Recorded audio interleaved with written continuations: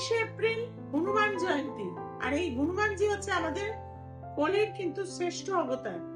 এই কলিতে যদি আপনি হনুমানজির পুজো করে থাকেন তাহলে আপনার সমস্ত বাধা দূর হবে।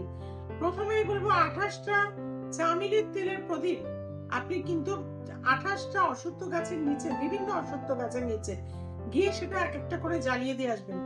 হনুমানজির সামনে একটা বড় 4 মুখ আলা মানে উত্তর দক্ষিণ পূর্ব পশ্চিমে মুখ করা একটি প্রদীপ মাটির জ্বালাবেন। সেটাও কিন্তু চামেলির তেল অবশ্যই কিন্তু জ্বালিয়ে দেবেন। 28টা লাড্ডু দিয়ে ভগবানকে পুজো দেবেন।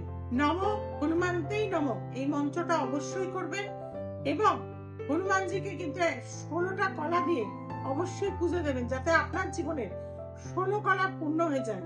এবং এই ক্রিয়াটি 23শে এপ্রিল অবশ্যই করবেন। দেখবেন আপনার জীবন থেকে দুঃখ, কষ্ট, যন্ত্রণা দূর হয়ে যাবে।